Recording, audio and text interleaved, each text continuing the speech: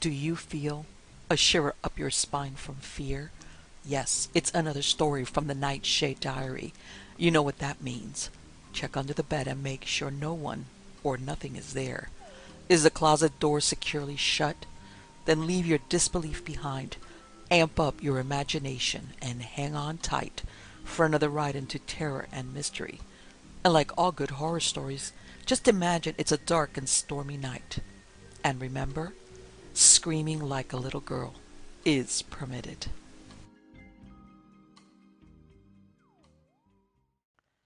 The Ring of Thoth by Sir Arthur Conan Doyle. Mr. John Vanstart Smith, FRS of 147A Gower Street, was a man whose energy of purpose and clearness of thought might have placed him in the very first rank of scientific observers. He was the victim, however, of a universal ambition which prompted him to aim at distinction in many subjects rather than preeminence in one. In his early days he had shown an aptitude for zoology and for botany, which caused his friends to look upon him as a second Darwin, but when a professorship was almost within his reach, he had suddenly discontinued his studies and turned his whole attention to chemistry. Here his researches upon the spectra of the metals had won him his fellowship in the Royal Society, but again he played the coquette with his subject, and after a year's absence from the laboratory he joined the Oriental Society, and delivered a paper on the hieroglyphic and demotic inscriptions of El Kab, thus giving a crowning example both of the versatility and of the inconsistency of his talents. The most fickle of wooers, however, is apt to be caught at last, and so it was with John Vanstart Smith. The more he burrowed his way into Egyptology, the more impressed he became by the vast field which it opened to the inquirer, and by the extreme importance of a subject which promised to throw a light upon the first germs of human civilization and the origin of the greater part of our arts and sciences.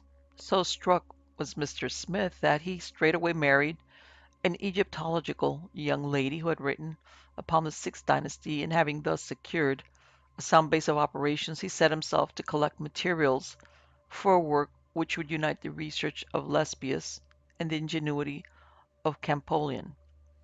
The preparation of this magnum opus entailed many hurried visits to the magnificent Egyptian collections of the Louvre, upon the last of which no longer ago than the middle of last October he became involved in a most strange and noteworthy adventure. The trains had been slow and the Channel had been rough, so that the student arrived in Paris in a somewhat befogged and feverish condition. On reaching the Hotel de France in the Rue Lafitte, he had thrown himself upon a sofa for a couple of hours, but finding that he was unable to sleep, he determined, in spite of his fatigue, to make his way to the Louvre, settle the point which he had come to decide, and take the evening train back to Dieppe. Having come to his conclusion, he donned his greatcoat, for it was a raw rainy day, and made his way across the Boulevard des Italiens and down the Avenue de l'Opera. Once in the Louvre he was on a familiar ground, and he speedily made his way to the collection of papyri which it was his intention to consult. The warmest admirers of John Vanstart Smith could hardly claim for him that he was a handsome man. His high-beaked nose and prominent chin had something of the same acute and incisive character which distinguished his intellect. He held his head in a bird-like fashion, and bird-like, too, was the pecking motion with which, in conversation, he threw out his objections and retorts. As he stood with the high collar of his greatcoat raised to his ears, he might have seen from the reflection in the glass case before him that his appearance was a singular one. Yet it came upon him as a sudden jar when an English voice behind him exclaimed in very audible tones, "What a queer-looking mortal!" The student had a large amount of petty vanity in his composition, which manifested itself by an ostentatious and overdone disregard of all personal considerations. He straightened his lips and looked rigidly at the roll of papyrus, while his heart filled with bitterness against the whole race of traveling Britons. "Yes," said another voice, "he really is an extraordinary fellow." "Do you know," said the first speaker, "one could almost believe that by the continual contemplation of mummies the chap has become half a mummy himself." He has certainly an Egyptian cast of countenance, said the other. John Vansittart Smith spun around upon his heel with the intention of shaming his countrymen by a corrosive remark or two. To his surprise and relief, the two young fellows who had been conversing had their shoulders turned towards him and were gazing at one of the Louvre attendants, who was polishing some brasswork at the other side of the room. Carter will be waiting for us at the Palais Royal, said one tourist to the other, glancing at his watch, and they clattered away, leaving the student in his labors. I wonder what these chatterers call an Egyptian cast of countenance, thought John Vansittart Smith, and he moved his position slightly in order to catch a glimpse of the man's face. He started as his eyes fell upon it. It was indeed the very face with which his studies had made him familiar. The regular statuesque features, broad brow, well-rounded chin, and dusky complexion were the exact counterpart of the innumerable statues, mummy cases, and pictures which adorned the walls of the apartment. The thing was beyond all coincidence. The man must be an Egyptian. The national angularity of the shoulders and narrowness of the hips were alone sufficient to identify him. John Vansittart Smith shuffled towards the attendant with some intention of addressing him. He was not light of touch in conversation, and found it difficult to strike the happy mean between the brusqueness of the superior and the geniality of the equal. As he came nearer, the man presented his side face to him, but kept his gaze still bent upon his work. Vansittart Smith, fixing his eyes upon the fellow's skin, was conscious of a sudden impression that there was something inhuman and preternatural about its appearance. Over the temple and cheekbone it was as glazed and as shiny as varnished parchment. There was no suggestion of pores. One could not fancy a drop of moisture upon that arid surface. From brow to chin, however, it was cross-hatched by a million delicate wrinkles, which shot and interlaced as though nature in some Maori mood had tried how wild and intricate a pattern she could devise. "Où est la collection de Memphis?" asked the student, with the awkward air of a man who is devising a question merely for the purpose of opening a conversation. "C'est là," replied the man brusquely, nodding his head at the other side of the room. "Vous êtes un Egyptien, n'est pas?" asked the Englishman. The attendant looked up and turned his strange dark eyes upon his questioner. They were vitreous, with a misty dry shininess such as Smith had never seen in a human head before. As he gazed into them he saw some strong emotion gather in their depths, which rose and deepened until it broke into a look of something akin both to horror and to hatred. "Non, monsieur, je suis français." The man turned abruptly and bent low over his polishing. The student gazed at him for a moment in astonishment, and then, turning to a chair in a retired corner behind one of the doors, he proceeded to make notes of his researches among the papyri. His thoughts, however, refused to return into their natural groove. They would run upon the enigmatical attendant with the sphinx-like face and the parchment skin. "Where have I seen such eyes?" said Vansittart Smith to himself. "There's something saurian about them, something reptilian. There's the membrana nictitans of the snake," he mused, bethinking himself of his zoological studies. "It gives a shiny effect, but there was something more here. There was a sense of power, of wisdom. So I read them, and of weariness, utter weariness, and ineffable despair. May all be imagination, but I never had so strong an impression. By Jove, I must have another look at them." He rose and paced round the Egyptian rooms, but the man who had excited his curiosity had disappeared. The student sat down again in his quiet corner and continued to work at his notes. He had gained the information which he required from the papyri, and it only remained to write it down while it was still fresh in his memory. For a time his pencil traveled rapidly over the paper, but soon the lines became less level, the words more blurred, and finally the pencil tinkled down upon the floor. The head of the student dropped heavily forward upon his chest. Tired out by his journey, he slept so soundly in his lonely post behind the door that neither the clanking civil guard nor the footsteps of sightseers, not even the loud hoarse bell which gave the signal for closing, were sufficient to rouse him. Twilight deepened into darkness. The bustle from the Rue de Rivoli waxed and then waned. Distant Notre Dame clanged out the hour of midnight, and still the dark and lonely figure sat silently in the shadow. It was not until close upon 1 in the morning that with a sudden gasp and an intaking of the breath, Van Sittart Smith returned to consciousness. For a moment it flashed upon him that he had dropped asleep in his study chair at home. The moon was shining fitfully through the unshuttered window. However, and as his eye ran along the lines of mummies and the endless array of polished cases, he remembered clearly where he was and how he came there. The student was not a nervous man. He possessed that love of a novel situation which is peculiar to his race. Stretching out his cramped limbs, he looked at his watch and burst into a chuckle as he observed the hour. The episode would make an admirable anecdote to be introduced into his next paper as a relief to the graver and heavier speculations. He was a little cold, but wide awake and much refreshed. It was no wonder that the guardians had overlooked him, for the door threw its heavy black shadow right across him. The complete silence was impressive. Neither outside nor inside was there a creak or a murmur. He was alone with the dead men of a dead civilization. What though the outer city reeked of the garish 19th century, in all this chamber there was scarce an article, from the shriveled ear of wheat to the pigment box of the painter, which had not held its own against 4,000 years. Here was the flotsam and jetsam washed up by the great ocean of time from that far-off empire. From stately Thebes, from lordly Luxor, from the great temples of Heliopolis, from 100 rifled tombs, these relics had been brought. The student glanced round at the long silent figures who flickered vaguely up through the gloom, at the busy toilers who were now so restful, and he fell into a reverent and thoughtful mood. An unwonted sense of his own youth and insignificance came over him. Leaning back in his chair, he gazed dreamily down the long vista of rooms, all silvery with the moonshine, which extend through the whole wing of the widespread building. His eyes fell upon the yellow glare of a distant lamp. John Van Sittart Smith sat up in his chair with his nerves all on edge. The light was advancing slowly towards him, pausing from time to time and then coming jerkily onwards. The bearer moved noiselessly.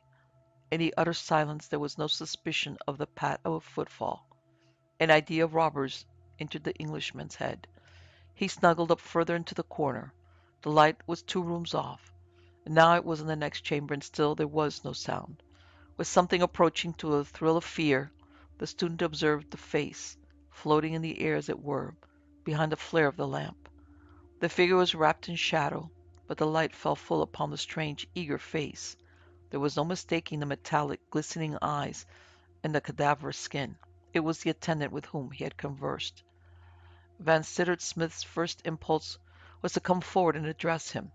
A few words of explanation would set the matter clear, and lead doubtless to his being conducted to some side door from which he might make his way to the hotel. As a man entered the chamber, however, there was something so stealthy in his movements and so furtive in his expression that the Englishman altered his intention. This was clearly no ordinary official walking the rounds. The fellow wore felt-soled slippers, stepping with a rising chest, and glanced quickly from left to right, while his hurried, gasping breathing thrilled the flame of his lamp. Van Sittart Smith crouched silently back into the corner and watched him keenly, convinced that his errand was one of secret and probably sinister import. There was no hesitation in the other's movements. He stepped lightly and swiftly across to one of the great cases, and drawing a key from his pocket, he unlocked it. From the upper half he pulled down a mummy, which he bore away with him, and laid it with much care and solicitude upon the ground. By it he placed his lamp, and then squatting down beside it in Eastern fashion, he began with long quivering fingers to undo the cerecloths and bandages which girt it round. As the crackling rolls of linen peeled off one after the other, a strong aromatic odor filled the chamber, and fragments of scented wood and of spices pattered down upon the marble floor. It was clear to John Van Sittart Smith that this mummy had never been unswathed before. The operation interested him keenly.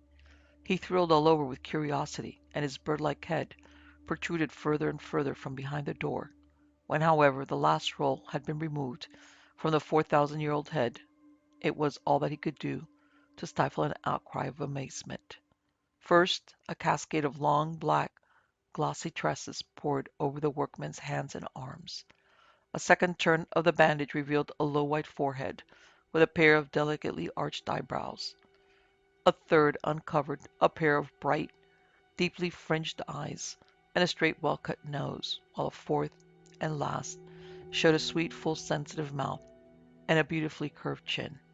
The whole face was one of extraordinary loveliness, save for the one blemish that in the center of the forehead there was a single irregular coffee-colored splotch. It was a triumph of the embalmer's art. Van Smith's eyes grew larger and larger as he gazed upon it, and he chirped in his throat with satisfaction. Its effect upon the Egyptologist was as nothing, however, compared with that which it produced upon the strange attendant. He threw his hands up into the air, burst into a harsh clatter of words, and then, hurling himself down upon the ground beside the mummy, he threw his arms around her and kissed her repeatedly upon the lips and brow. "Ma petite," he groaned in French. "Ma pauvre petite." His voice broke with emotion, and his innumerable wrinkles quivered and writhed. But the student observed in the lamplight that his shining eyes were still dry and tearless as two beads of steel. For some minutes he lay with a twitching face crooning and moaning over the beautiful head.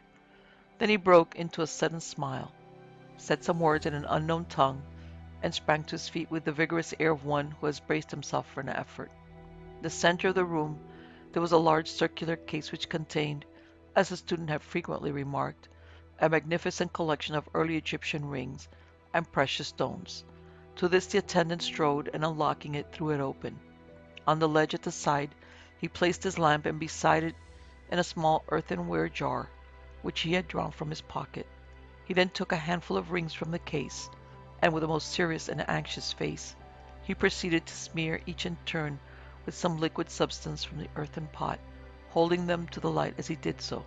He was clearly disappointed with the first lot, for he threw them petulantly back into the case and drew out some more. One of these, a massive ring with a large crystal set in it, he seized and eagerly tested with the contents of the jar. Instantly he uttered a cry of joy, and threw out his arms in a wild gesture, which upset the pot and set the liquid streaming across the floor to the very feet of the Englishman. The attendant drew a red handkerchief from his bosom, and mopping up the mess, he followed it into the corner, where in a moment he found himself face to face with his observer. "Excuse me," said John Van Smith, with all the imaginable politeness. "I have been unfortunate enough to fall asleep behind this door."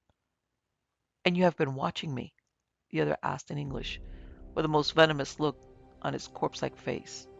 The student was a man of veracity. "I confess," said he, "that I have noticed your movements, and that they have aroused my curiosity and interest in the highest degree." The man drew a long flamboyant bladed knife from his bosom. "You have had a very narrow escape," he said. "Had I seen you 10 minutes ago, I should have driven this through your heart.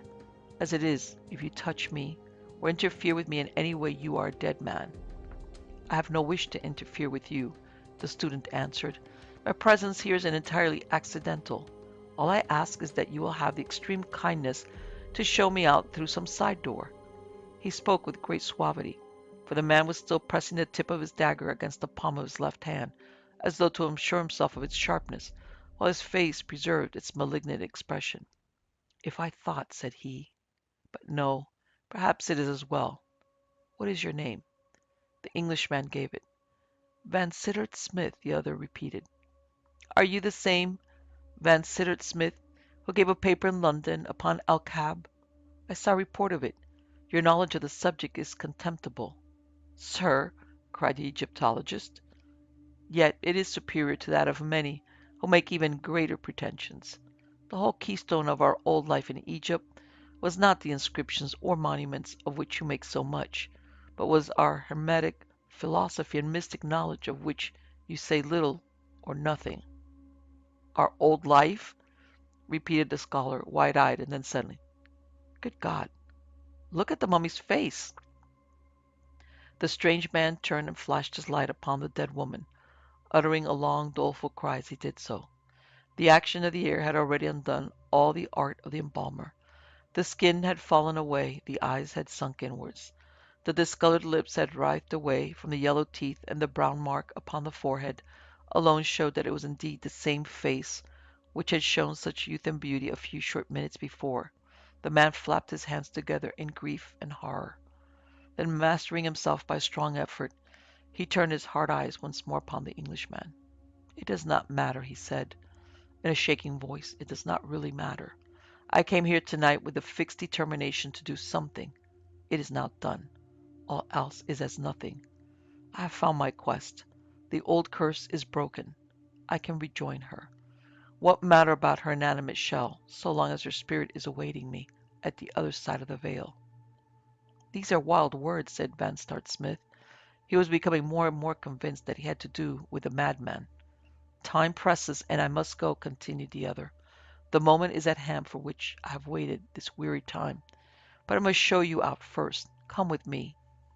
Taking up the lamp, he turned from the disordered chamber, and led the student swiftly through the long series of the Egyptian, Assyrian, and Persian apartments.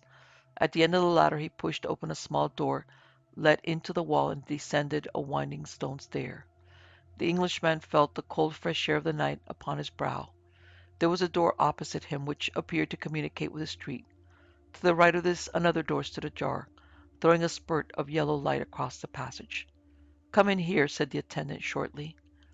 Vansittart Smith hesitated. He had hoped that he had come to the end of his adventure, yet his curiosity was strong within him. He could not leave the matter unsolved. So he followed his strange companion into the lighted chamber. It was a small room, such as devoted to a concierge. A wood fire sparkled in the grate. At one side stood a truckle bed, and at the other a coarse wooden chair with a round table in the center which bore the remains of a meal. As the visitor's eyes glanced round, he could not but remark, with an ever-recurring thrill, that all the small details of the room were the most quaint design and antique workmanship. The candlesticks, the vases upon the chimney-piece, the fire-irons, the ornaments upon the walls, were all such as he had been wont to associate with the remote past.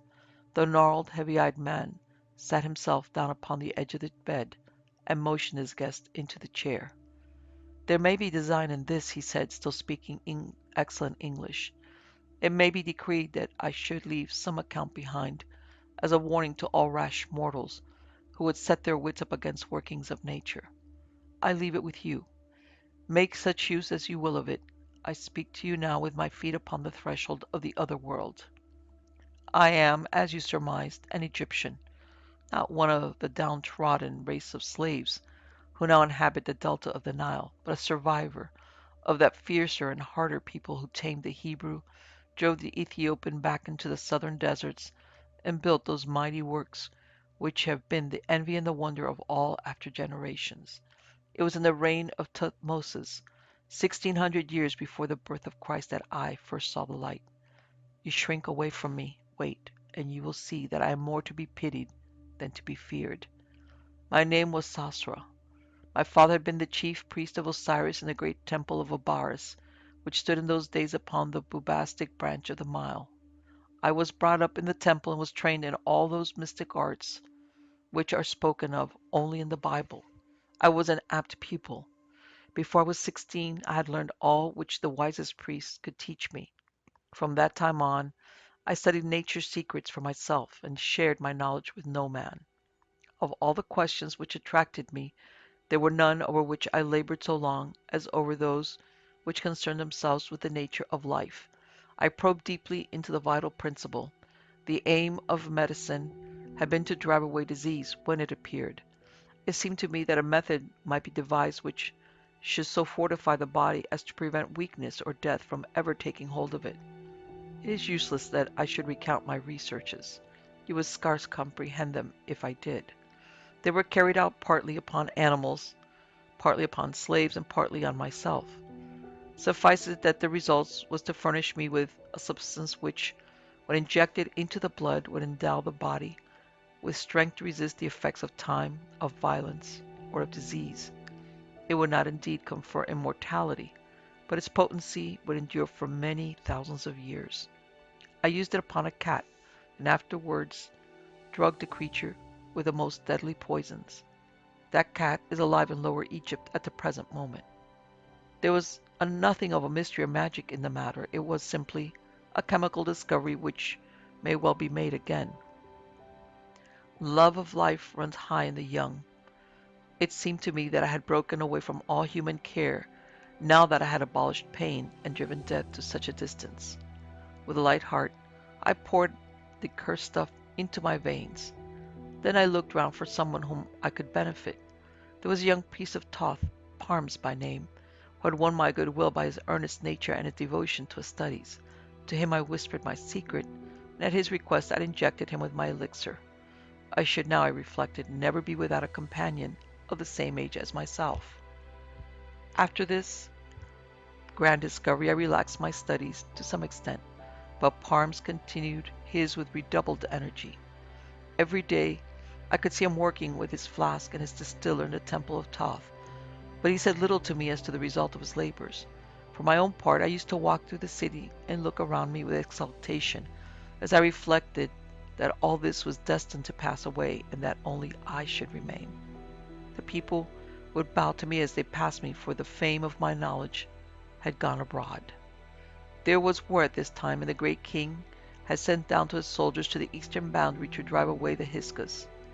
A governor too was sent to Baris, that he might hold it for the king. I had heard much of the beauty of the daughter of this governor, but one day as I walked out with Parms, we met her, borne upon the shoulders of her slaves. I was struck with love as with lightning. My heart went out from me. I could have thrown myself beneath the feet of her bearers. This was my woman. Life without her was impossible. I swore by the head of Horus that she would be mine. I swore it to the priest of Thoth. He turned away from me with a brow which was as black as midnight. There is no need to tell you of our wooing. She came to love me even as I loved her. I learned that Parms had seen her before I did, and had shown her that he too loved her. But I could smile at his passion, for I knew that her heart was mine. The white plague had come upon the city, and many were stricken. But I laid my hands upon the sick and nursed them without fear or scathe. She marveled at my daring. Then I told her my secret and begged her that she would let me use my art upon her. Your flower shall then be unwithered, Atma, I said. Other things may pass away, but you and our great love for each other shall outlive the tomb of King Shefru. But she was full of timid, maidenly objections. Was it right, she asked? Was it not a thwarting of the will of the gods? If the great Osiris had wished that our years should be so long, would he not himself have brought it about? With fond and loving words I overcame her doubts, and yet she hesitated. It was a great question, she said. She would think it over for this one night. In the morning I should know of her resolution. Surely one night was not too much to ask. She wished to pray to Isis for help in her decision. With a sinking heart and a sad foreboding of evil, I left her with her tirewoman. In the morning, when the early sacrifice was over, I hurried to her house. A frightened slave met me upon the steps. Her mistress was ill, she said, very ill. In a frenzy, I broke my way through the attendants and rushed through hall and corridor to my Atma's chamber. She lay upon her couch, her head high upon the pillow, with a pallid face and a glazed eye. On her forehead there blazed a single angry purple patch. I knew that hell mark of old. It was the scar of the white plague, the sign manual of death. Why should I speak of that terrible time? For months I was mad, fevered, delirious, and yet I could not die. Never did an Arab thirst after the sweet wells as I longed after death. Could poison or steel have shortened the thread of my existence, I should soon have rejoined my love in the land with the narrow portal. I tried, but it was of no avail. The accursed influence was too strong upon me. One night, as I lay upon my couch, weak and weary, Parms, the priest of Thoth, came to my chamber. He stood in the circle of the lamplight, and he looked down upon me with eyes which were bright with a mad joy. "Why did you let the maiden die?" he asked. "Why did you not strengthen her as you strengthened me?" "I was too late," I answered. "But I had forgot. You also loved her. You are my fellow in misfortune. Is it not terrible to think of the centuries which must pass ere we look upon her again? Fools, fools that we were to take death to be our enemy." "You may say that," he cried, with a wild laugh. "The words come well from your lips. For me they have no meaning." "What mean you?" I cried, raising myself upon my elbow. Surely, friend, this grief has turned your brain. His face was aflame with joy, and he writhed and shook like one who hath a devil. Do you know whither I go? He asked. Nay, I answered, I cannot tell. I go to her, said he. She lies embalmed in the further tomb by the double palm trees beyond the city wall. Why do you go there? I asked. To die, he shrieked, to die. I am not bound by earth and fetters. But the elixir is in your blood, I cried. I can defy it, said he. I have found a stronger principle which will destroy it. It is working in my veins at this moment, and in an hour I shall be a dead man. I shall join her, and you shall remain behind. As I looked upon him, I could see that he spoke words of truth. The light in his eyes told me that he was indeed beyond the power of the elixir. You will teach me, I cried. Never, he answered. I implore you by the wisdom of Thoth, by the majesty of Anubis. It is useless, he said coldly. Then I will find it out, I cried. You cannot, he answered. It came to me by chance. There is one ingredient which you can never get. Save that which is in the ring of Thoth, none will ever more be made. In the ring of Thoth, I repeated. Where then is the ring of Thoth? That also you shall never know, he answered. You won her love. Who has won in the end? I leave you to your sordid earth life. My chains are broken. I must go. He turned upon his heel and fled from the chamber. In the morning came the news that the priest of Thoth was dead. My days after that were spent in study. I must find the subtle poison which was strong enough to undo the elixir. From early dawn to midnight I bent over the test tube in the furnace. Above all, I collected the papyri and the chemical flasks of the priest of Thoth. Alas, they taught me little.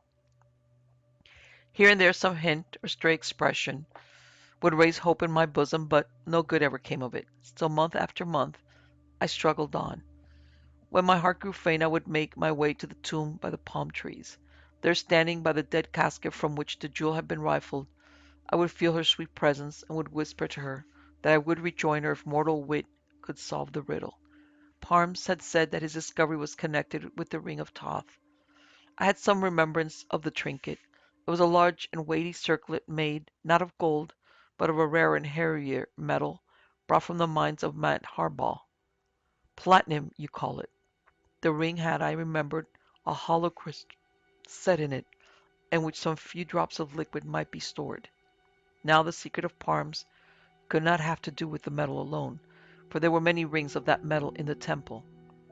Was it not more likely that he had stored his precious poison within the cavity of the crystal? I had scarce come to this conclusion before, in hunting through his papers, I came upon one which told me that it was indeed so, and that there was still some of the liquid unused. But how to find the ring? It was not upon him when he was stripped for the embalmer. Of that I made sure. Neither was it among his private effects.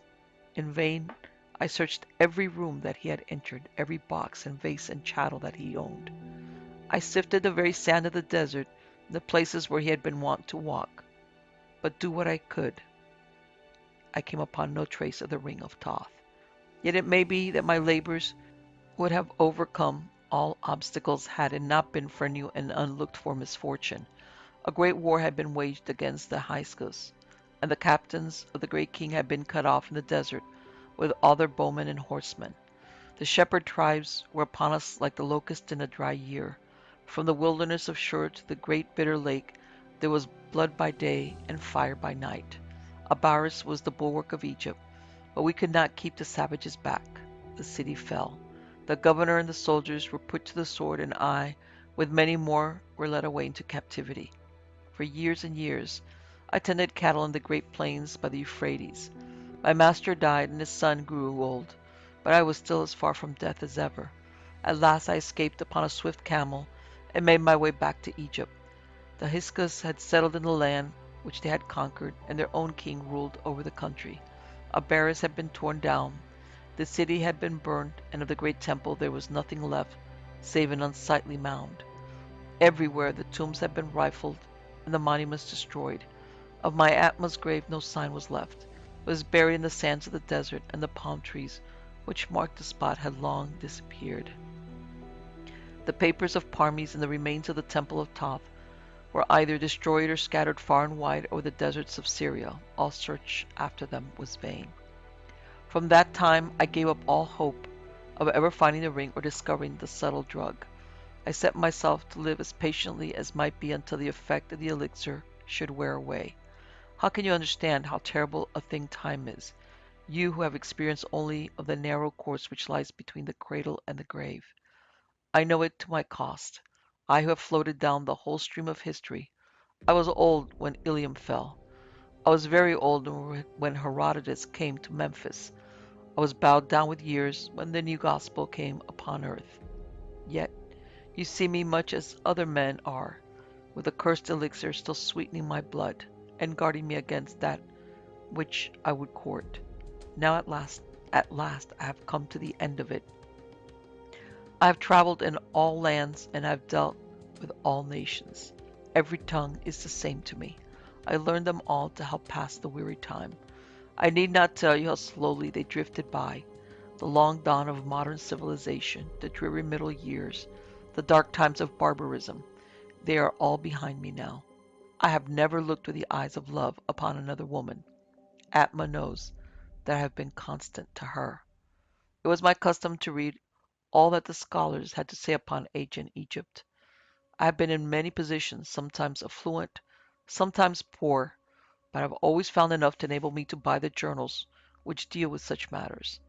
Some 9 months ago I was in San Francisco, when I read an account of some discoveries made in the neighborhood of Abaris. My heart leapt into my mouth as I read it. It said that the excavator had busied himself in exploring some tombs recently unearthed. In one there had been found an unopened mummy with an inscription upon the outer case, setting forth that it contained the body of the daughter of the governor of the city in the days of Tutmosis. It added that on removing the outer case, there had been exposed a large platinum ring set with a crystal, which had been laid upon the breast of the embalmed woman. This, then, was where Parmes had hidden the ring of Thoth. He might well say that it was safe, for no Egyptian would ever stain his soul by moving even the outer case of a buried friend. That very night I set off from San Francisco, and in a few weeks I found myself once more at Abaris. If a few sand heaps and crumbling walls may retain the name of the great city, I hurried to the Frenchmen who were digging there, and asked them for the ring. They replied that both the ring and the mummy had been sent to the Bulak Museum at Cairo. To Bulak I went, but only to be told that Mariat Bey had claimed them and had shipped them to the Louvre. I followed them, and there at last, in the Egyptian chamber, I came after close upon 4,000 years upon the remains of my Atma, and upon the ring for which I had sought so long. But how was I to lay hands upon them? How was I to have them for my very own? It chanced that the office of attendant was vacant. I went to the director. I convinced him that I knew much about Egypt. In my eagerness, I said too much. He remarked that a professor's chair would suit me better than a seat in the conciergerie. I knew more, he said, than he did. It was only by blundering and letting him think that he had overestimated my knowledge that I prevailed upon him to let me move the few effects which I have retained into this chamber. It is my first and my last night here. Such is my story, Mr. Van Sittert Smith. I need not say more to a man of your perception.